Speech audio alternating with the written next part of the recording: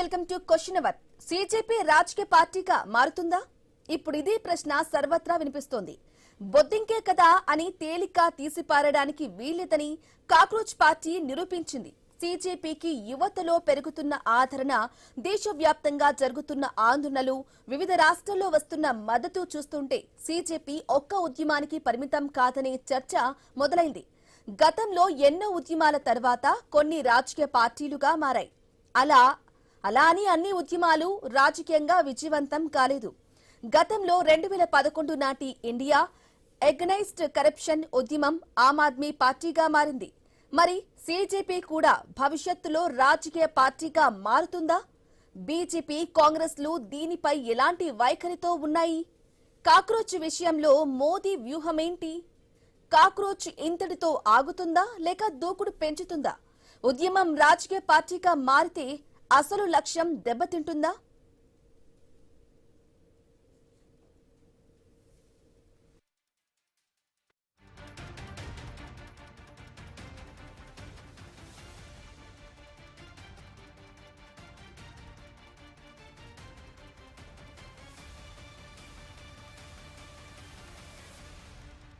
సిజేపీ రాజకీయ పార్టీగా మారుతుందా? ఇప్పుడిదే ప్రశ్న సర్వత్రా వినిపిస్తోంది. బొద్దింకే కదా అని తేలిక తీసిపారేయడానికి వీల్లేదని కాక్రోచ్ పార్టీ నిరూపించింది.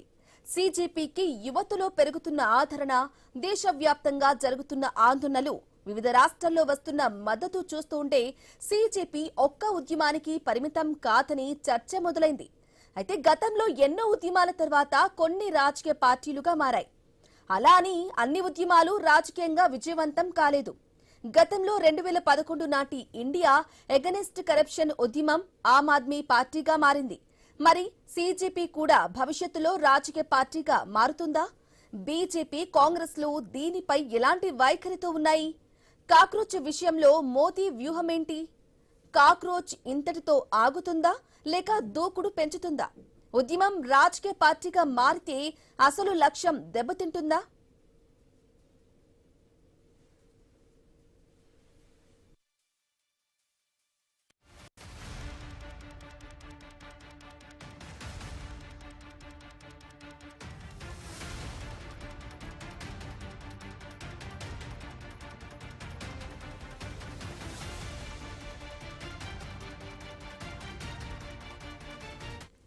సిజేపీ రాజకీయ పార్టీగా మారుతుందా? ఇప్పుడు ఇదే ప్రశ్న సర్వత్రా వినిపిస్తోంది. బొద్దింకే కదా అని తేలిక తీసి పారేయడానికి వీల్లేదని కాక్రోచ్ పార్టీ నిరూపించింది. సిజేపీకి యువతలో పెరుగుతున్న ఆదరణ, దేశవ్యాప్తంగా జరుగుతున్న ఆందోళనలు, వివిధ రాష్ట్రాల్లో వస్తున్న మద్దతు చూస్తుంటే సిజేపీ ఒక్క ఉద్యమానికి పరిమితం కాదనే చర్చ మొదలైంది. గతంలో ఎన్నో ఉద్యమాల తర్వాత కొన్ని రాజకీయ పార్టీలుగా మారాయి. అలా అని అన్ని ఉద్యమాలు రాజకీయంగా విజయవంతం కాలేదు. గతంలో 2011 నాటి ఇండియా ఎగనెస్ట్ కరప్షన్ ఉద్యమం ఆమ్ ఆద్మీ పార్టీగా మారింది. మరి సిజేపీ కూడా భవిష్యత్తులో రాజకీయ పార్టీగా మారుతుందా? బీజేపీ, కాంగ్రెస్లు దీనిపై ఎలాంటి వైఖరితో ఉన్నాయి? కాక్రోచ్ విషయంలో మోదీ వ్యూహమేంటి? కాక్రోచ్ ఇంతటితో ఆగుతుందా లేక దూకుడు పెంచుతుందా? ఉద్యమం రాజకీయ పార్టీగా మారితే అసలు లక్ష్యం దెబ్బతింటుందా?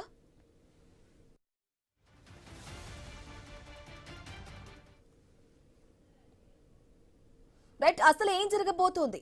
సిజేపీ భవిష్యత్తులో రాజకీయ పార్టీగా ఉండబోతుందా? వీటన్నింటికి సంబంధించి డీటెయిల్ గా మా కొలీగ్ వంశీ అందిస్తారు. షార్ట్ బ్రేక్ తర్వాత స్టే విత్ us.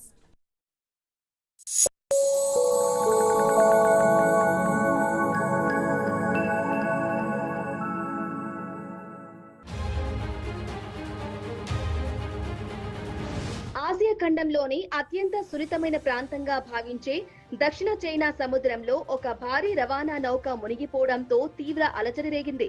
సుమారు 70 మీటర్ల పొడవు, దాదాపు 999 టన్నుల గ్రాస్ టన్నుల బరువు కలిగిన వియత్నాంకు చెందిన కోయ్ nguyen 18 అనే ప్రసిద్ధ కార్గో నౌక 62 మంది వియత్నామీస్ సిబ్బందితో సముద్రంలో ప్రయాణిస్తుండగా అకస్మాత్తుగా ప్రమాదానికి గురైంది.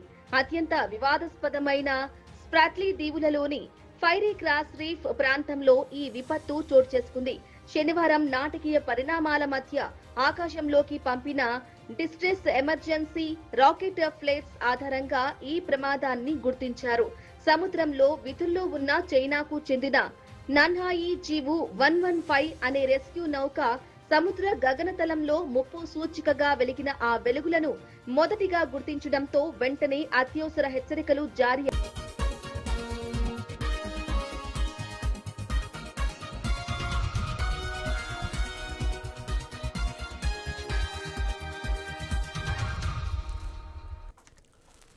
రైట్, ఇక సీజేపీ రాజకీయ పార్టీగా మారబోతుందా, మారాల్సిన అవసరం దేశంలో ఉందా? ఇదే అంశంపై చర్చిద్దాం. ఈ అంశంపై మనతో మాట్లాడేందుకు జయరాం గారు సీజేపీ పార్టీ నుంచి, అదేవిధంగా షేక్ సైదా గారు కాంగ్రెస్ నుంచి, ఇక మిట్టా పార్థసారథి గారు భారతీయ జనతా పార్టీ నుంచి ఎక్స్ఎమ్మెల్యే మనకు అందుబాటులో ఉన్నారు. పార్థసారథి గారికి, జయరాం గారికి, సైదా గారికి నమస్కారం అండి. Sir good afternoon. Very good afternoon and all. Yeah, Parthasarathi గారు, రకరకాల ఉద్యమాలు చూసాం. ఉద్యమాలు చేసిన వ్యక్తులు రాజకీయ పార్టీలను పెట్టడం, ఆ రాజకీయ పార్టీలు అధికారంలోకి వచ్చిన చరిత్ర కూడా భారత్లో ఉంది. సో సీజేపీ కన్నా ముందు 2011 ఐ థింక్ దేశంలో అవినీతిని నిర్మూలించాలంటూ ఆమ్ ఆద్మీ పార్టీ కూడా పురుడు పోసుకున్న పరిస్థితి. సో ఎలా చూడొచ్చు అంటారు కాక్రోచ్ జనతా పార్టీని? రేపు రాజకీయ పార్టీగా అవతరించాల్సిన అవసరం ఉందా? ఒక రాజకీయ పార్టీకి ఇప్పుడు స్పేస్ ఉందంటారా, కొత్త రాజకీయ పార్టీకి దేశంలో? నమస్కారం అండి. యా, అందరికీ నమస్కారం. ఋషి గారు, అవసరం ఉందా లేదా అని చెప్పడానికి మనం ఎవరం అండి. ఈ దేశంలో స్వతంత్రం ఉంది, ప్రజాస్వామ్య వ్యవస్థ ఉంది, కాబట్టి ఎవరైనా పెట్టచ్చు. ఈవెన్ మనం ఏమన్నా పర్మిషన్ ఇస్తే జార్జ్ సోరోస్ యొక్క వారసులు కూడా ఇక్కడ డైరెక్ట్ గా వచ్చేసేసి కొన్నాళ్ళు ఉండేసేసి ఆయనకి ఏదన్నా ఒక మన పాస్పోర్ట్ ఎట్లటో తీసేసుకుని వాళ్ళు కూడా పెట్టేయచ్చు. కాబట్టి మనకేం అభ్యంతరం ఏం లేదు. ఎవరు పార్టీ పెట్టినా కూడా మనం ఆహ్వానించాల్సిందే. కాకపోతే ఆ పార్టీకి కొన్ని విలువలు ఉండాలి అని మనం కోరుకోవాలి, నీతి నియమాలు ఉండాలని మనం కోరుకోవాలి, దేశహితం ఉండాలని మనం కోరుకోవాలి. తప్పుడు మార్గాల్లో వెళ్ళి ఏదో చేసుకొని విదేశీ నిధులతో బతకాలి అనేటువంటి ఒక బతుకు వాళ్లకు ఉండకూడదు అని చెప్పేసి కోరుకోవాలి. విదేశీయుల బూట్లు నాకే పరిస్థితి ఉండకూడదు అని కోరుకోవాలి. దేశంలో అరక్షత తీసుకోవాలి అనేటువంటి వ్యక్తులకి వీళ్ళు కొమ్ము కాయకూడదు, వీళ్ల పేరుతో అట్లాంటి వాళ్ళు బలపడకూడదు అని చెప్పేసి మనం కోరుకోవాలి. అట్లాంటిది రావాలనేది సీజేపీ అయినా ఇంకో జేపీ అయినా కూడా రావాలని చెప్పేసి మనం కోరుకుంటాం. ఎందుకంటే ప్రజాస్వామ్యంలో పార్థసారథి గారు ఒక చిన్న సబ్మిషన్. ప్రజాస్వామ్య దేశంలో అధికార పక్షం, ప్రతిపక్షం ఉంటుంది. ఇక భారత్లో చాలా ప్రాంతీయ పార్టీలు కూడా ఉన్నాయి. ఇవన్నీ కూడా ఎప్పుడైనా సరే ఒక విషయం వచ్చినప్పుడు, లేదంటే ప్రజలకు అనుగుణంగా ప్రతిపక్షాలు లేదంటే పాలకపక్షము సరిగా స్పందించినప్పుడు ఇలాంటి ఉద్యమాలు పుట్టుకొస్తాయి. ఆ ఉద్యమాల నుంచి రాజకీయ పార్టీలు వస్తాయి. సో ఇక్కడ ఎవరి పాత్ర వాళ్ళు పోషిస్తే మేము వచ్చేవాళ్ళమే, రావాల్సిన అవసరమే లేదు, ఉద్యమం చేయాల్సిన అవసరమే లేదంటోంది సీజేపీ. అవునండి, దీనికి ఎలా ఉంటుందంటే ఎవరెవరి కోణం వాళ్ళది. ఇప్పుడు ఎవరైనా సరే ఒక పొరపాటు జరిగింది, ఏదైనా ఇప్పుడు కాంగ్రెస్ హయాంలో జరిగింది, దీంట్లో హయాంలో జరిగింది, వాళ్ళు సర్దుకోవడానికి ఏదో కొన్ని ప్రయత్నాలు చేశారు. ఇప్పుడు ఏమి కర్ణాటకలో జరగలేదా, దీంట్లో మన యొక్క పంజాబ్లో జరగలేదా, ఈ యాప్ వీళ్ళందరూ సపోర్ట్ చేసినటువంటి వాళ్ళతో జరిగిన దాన్ని ఏ విధంగా మార్చాలి అనేటువంటి దాన్ని ప్రయత్నం చేస్తారో, ఆ మార్చినటువంటి దాంట్లో ఏ విధంగా విద్యార్థులకి మళ్ళా న్యాయం జరగాలని ప్రయత్నం చేస్తారు. ఇప్పుడు జరిగిండేది అదే కదా. ఫస్ట్ నీటికి సంబంధించి ముఖ్యంగా మనం ఆలోచన చేస్తే, అంతకు ముందు నీటి కాకుండా ఉన్నప్పుడు ఉండేటువంటి విద్యా వ్యవస్థ ఎలా ఉండేటువంటిది? కనీసం అంటే ఎవరైనా సీటు కావాలనుకుంటే ఒక 10 చోట్ల వాళ్ళు పోయేసి రాయాలి. వేరే యొక్క రాష్ట్రాల్లోకి పోయి రాసి ఎక్కడ అదృష్టం వస్తుందో అని చెప్పి అదృష్టం చూసుకోవాలా. ఒక్కొక్క వ్యక్తికి, ఒక్కొక్క విద్యార్థికి కూడా మినిమం అనుకుంటే 1,00,000-2 లక్షల రూపాయలు ఖర్చు అయ్యేది. వాళ్ళకి ఫ్లైట్ టికెట్స్ ఏమి, అక్కడికి పోవడం ఏంటి, వాటికి ఫీజులు కట్టడం ఏంటి, అక్కడంతా ప్రయత్నం, దానికి ఒక రకమైన క్వశ్చన్ పేపర్, దీనికి ఒక రకమైన క్వశ్చన్ పేపర్, వాళ్ళ యొక్క జీవితాలే దాని నుంచి ఇబ్బంది పడుతుండేటివి కదా. అట్లాంటిది ఈ రోజు దేశవ్యాప్తంగా ఒకే దీనికి తీసుకొని వచ్చి దానికి సంబంధించినటువంటి చేసి మొత్తం అంతా కూడా 26 లక్షల మంది ఈ రోజు ఒకేసారి ఈ యొక్క ఎగ్జామ్ రాయడం ద్వారా దాంట్లో వచ్చేటువంటి రిజల్ట్ కారణంగా నీకు సీట్ వచ్చే పరిస్థితి వచ్చినప్పుడు మొట్టమొదటి అతని యొక్క పెట్టుబడి తగ్గిందా? సో రెండోది, అప్పుడంతా ఎన్ని ఉన్నాయి? మాక్సిమం నాకు తెలిసి 50-60 ఉన్నాయి ఏవి ఈ కేంద్రాలు. ఈరోజు 500 కేంద్రాలు ఉన్నాయి. ప్రతి ఒక్క డిస్ట్రిక్ట్ హెడ్ క్వార్టర్ లో ఉంది. మినిమం కదిరి నుంచి ఒక హైదరాబాద్ పోవాలనుకుంటే 5,000, 10,000 ఎంత అవుతుందో.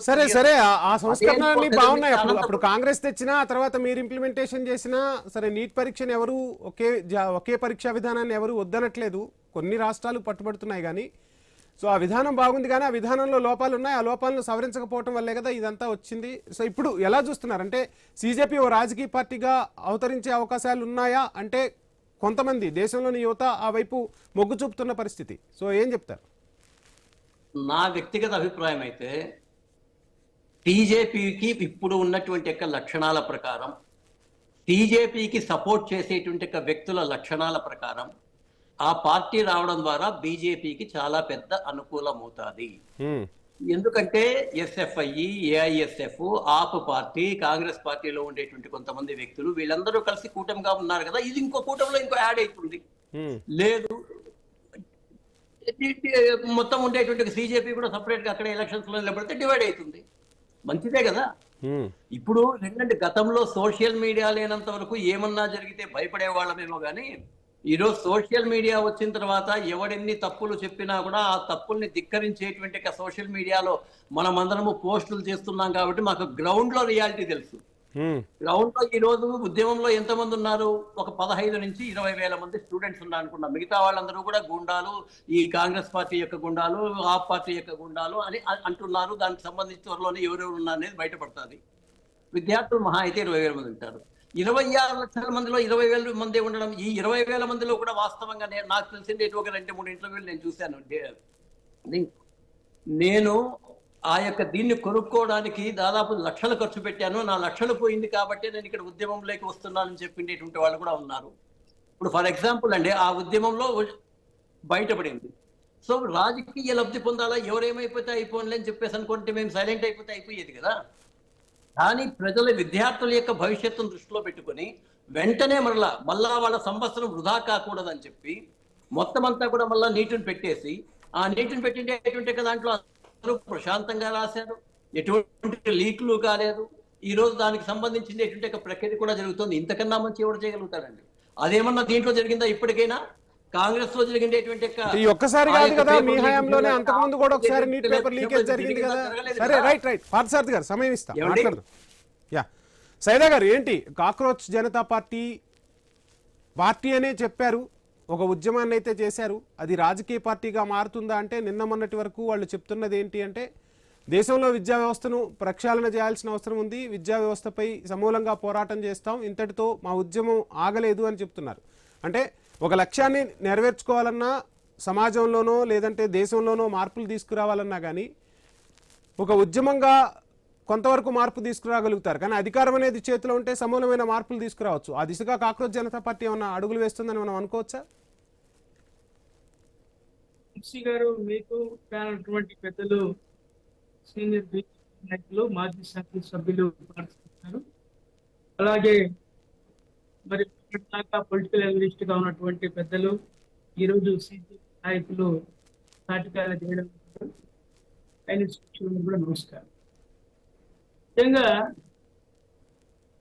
ఇటీవల కాలంలో జరిగినటువంటి అనేక ఉద్యమాలను మనం ఒకసారి పరిశీలించినప్పుడు మన దేశ స్వాతంత్ర ఉద్యమం మనం చూడలేదు, కానీ మనం ఆ రోజు పుట్టలేదు, మనకు తెలియదు.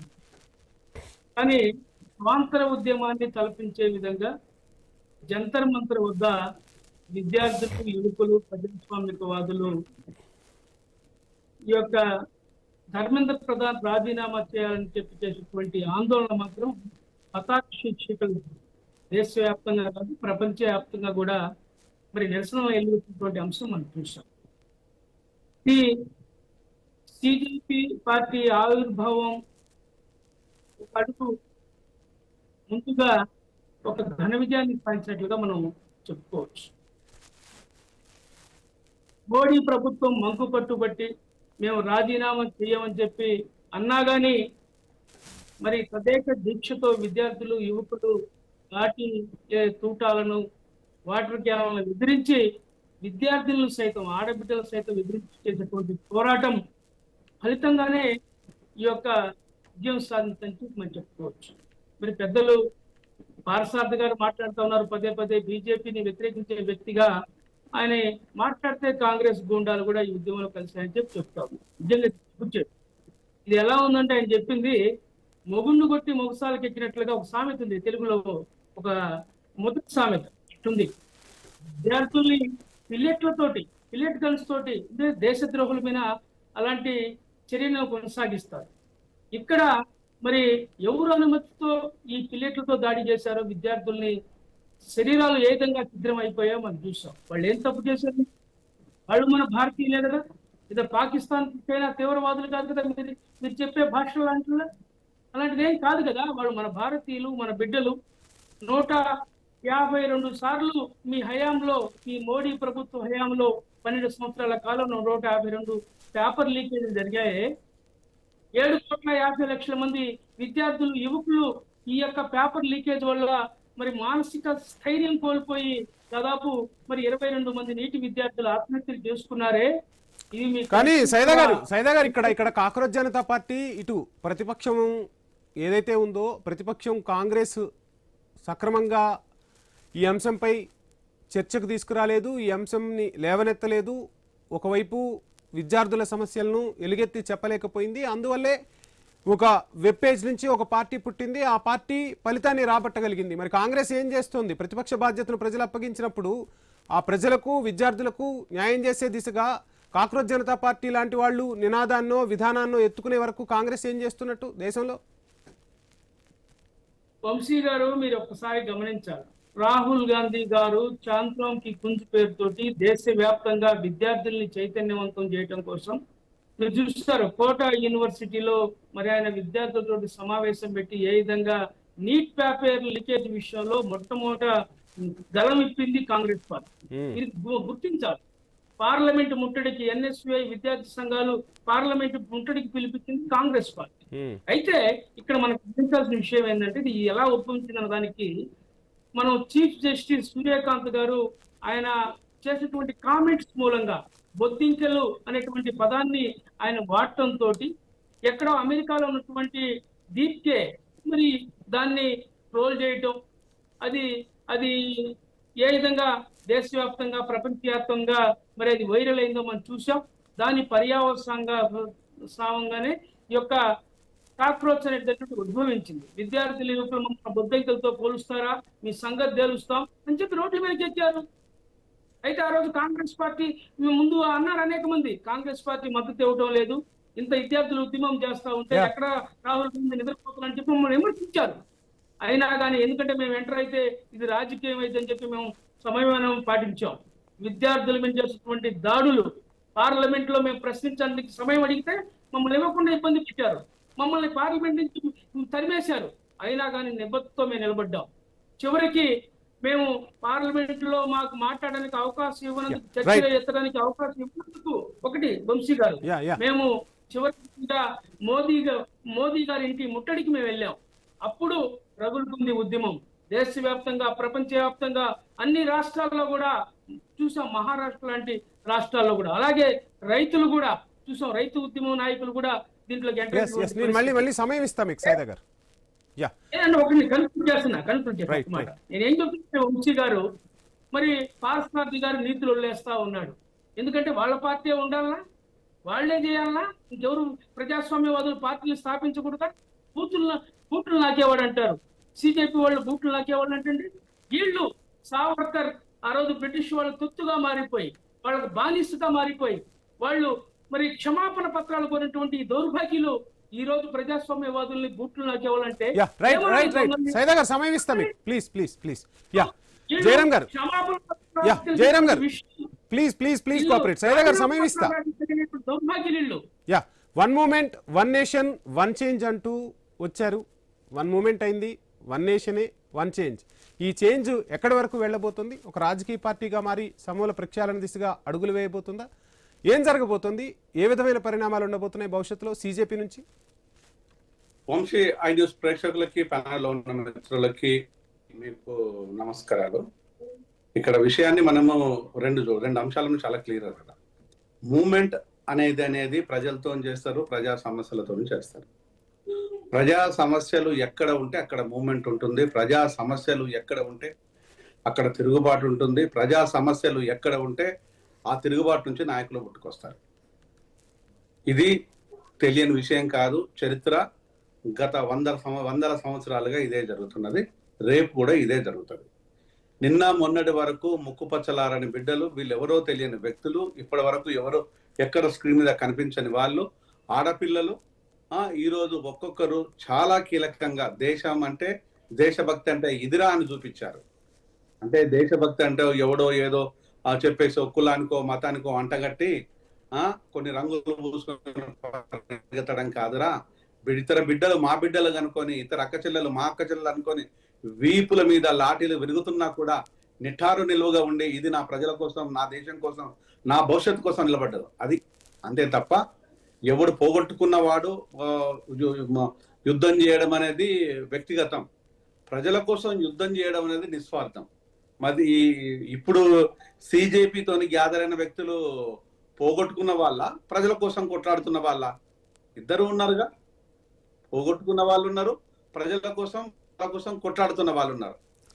మరి వాళ్ళ విషయంలో కొన్ని రాజకీయ పార్టీలు, ఏ రాజకీయ పార్టీకి అయితే భయం పుడుతుందో, ఏ రాజకీయ పార్టీకి అయితే ఇబ్బంది అనిపిస్తుందో, ఏ రాజకీయ పార్టీ ఉనికి పోతుందని ఎక్కడ భయపడుతుందో వాళ్ళకు మాత్రమే సిజేపీలో ఉండే విద్యార్థులు, నాయకులు, సిజేపీని కండక్ట్ చేస్తున్న వ్యక్తులు వీళ్ళందరినీ చూస్తే యాంటీ నేషనల్ లాగా కనిపిస్తుంటారు.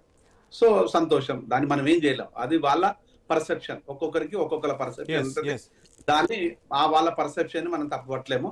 కానీ ప్రజలకు మాత్రము, సిజేపీలో ఉండే బిడ్డలు మాత్రము నా బిడ్డలు, మన బిడ్డలు, మా బిడ్డలు అనే అక్కడ ఫుడ్ కానించి మొదలుకుంటే సర్వస్వం అక్కడికి సప్లై చేశారు. అది కదా కావాల్సింది. ఇక్కడ ఎవరో ఒక రాజకీయ పార్టీ అన్నది, ఎవరో ఒక నాయకుడు అన్నారు, ఎవరో ఒక ముఖ్యమంత్రి అన్నారు, ఎవరో అంటే రాజకీయ పార్టీగా ఉండబోతుందా, లేదంటే ఓన్లీ అంటే ఇప్పుడు సమాజంలో రకరకాల వర్గాలు ఉంటాయి. ఇప్పుడు విద్యార్థుల సమస్యపై గళమెత్తారు, రేపు ఇంకా ఏదైనా సమస్యలు వస్తాయి. ఇప్పుడు యువతను ఆకట్టుకోగలిగిన సిజేపీ రేపు రైతులను ఆకట్టుకోగలగబోతుందా, ఉద్యోగులను ఆకట్టుకోగలగబోతుందా, ఏం చేయబోతోంది? మొత్తంగా అందరినీ ఆకట్టుకుని రాజకీయ పార్టీగా అవతరించబోతుందా అనేది ఇప్పుడు ప్రశ్న.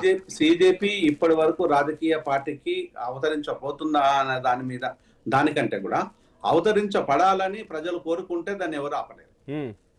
ఒకవేళ కనుక ప్రజలే కనుక ఆహ్వానించేసి ప్రజలు సిజేపీ నిజంగా రాజకీయ పార్టీగా కావాలి అనుకుంటే ఎవరు ఆపలేరు.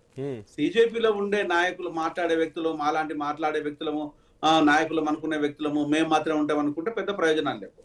సో మేము పార్టీని కోరుకోవడం కాదు, ప్రజలు పార్టీగా ఉండాలని కోరుకోవటం లోపల ప్రజలకు మంచి జరుగుతుందని కోరుకున్నాం.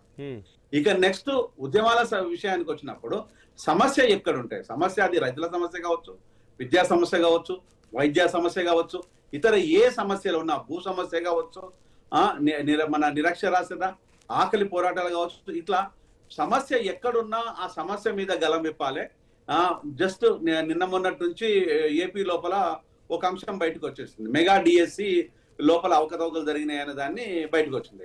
అది ఎంతవరకు వాస్తవమో అవాస్తవమో మాకైతే తెలియదు. సో నిజానికి కనుక యువత దానిపైన ఇంట్రెస్ట్ చూపించేసి అక్కడ నష్టం జరిగింది, నిజంగా కోటాలో అమ్ముకున్నారు, దాంట్ లోపల ఇద్దరు కీలకమైన వ్యక్తులు ఇన్వాల్వ్ అయ్యారు, దీంట్లోపల నిజంగా కల్ప్రిట్స్ ఉన్నారు అని అంటే డెఫినెట్ గా దానిపైన ప్రయత్నం చేస్తాం, దానిపైన మాట్లాడతాం, దానిపైన వీలవుతే ప్రభుత్వం దృష్టికి సామరస్యంగా, శాంతియుతంగా, రాజ్యాంగబద్ధంగా తీసుకెళ్తాం. అప్పటికి కూడా అందులో పొరపాట్లు ఉన్నాయి, సరిదిద్దుకోలేరు అనుకున్నప్పుడు ప్రజల దగ్గరికి వెళ్తారు. అంతే తప్ప రాత్రికి రాత్రే ఉండేసి సిజేపీ ఉంది కదా అని చెప్పేసి ఎక్కడ పడితే అక్కడ బోర్డులు పెట్టి ఎక్కడైతే అక్కడ ప్రజల్ని డిస్టర్బ్ చేయడానికి లేదు. అది ఆ సిజేపీ ఉద్దేశం కూడా కాదు. సపోర్ట్ చేసే మాలాంటి వాళ్ళని కూడా మేము కోరుకోవటం లేదు.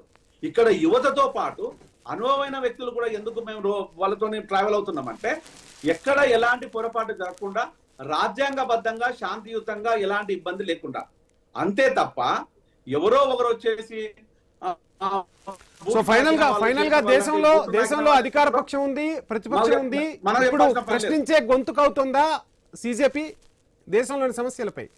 ఎస్, 100%. తెలంగాణ లోపల మెడికల్ సిస్టాన్ని పూర్తిగా నాశనం అయిపోయింది, భూదందా జరుగుతుంది.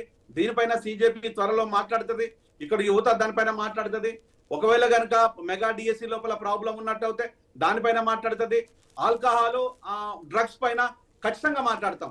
ఈ అంశాలు రానున్నంగా లోకల్ గా ఎక్కడెక్కడ ఎలాంటి అంశాలు ఉన్నాయో, యువతను బానిసలు చేయడం కోసము డ్రగ్స్ ను, ఆల్కహాల్ ను ప్రభుత్వాలు అమ్ముతున్నాయో వాటిని కట్టడి చేయడం కోసం సిజేపీ ముందుకొస్తది, సిజేపీ ప్రశ్నిస్తది, సిజేపీ మాట్లాడుతుంది, సిజేపీ ఉద్యమిస్తది. Yeah, అది right, sir. రాజ్యాంగబద్ధంగా శాంతియుతంగా.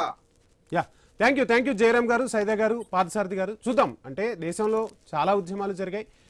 ఆ ఉద్యమాలను భుజానికెత్తుకున్న నాయకులు, ఉద్యమ నాయకుల నుంచి రాజకీయ పార్టీ నాయకులు అయ్యారు, అధికారాన్ని చెలాయించారు, ప్రజలకు సేవ చేశారు.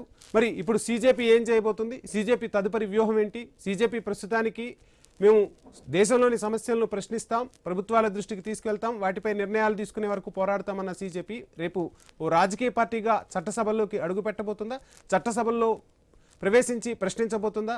వీటన్నిటికీ కూడా కాలమే సమాధానం చెప్తుంది. చూద్దాం ఏం జరగబోతుంది.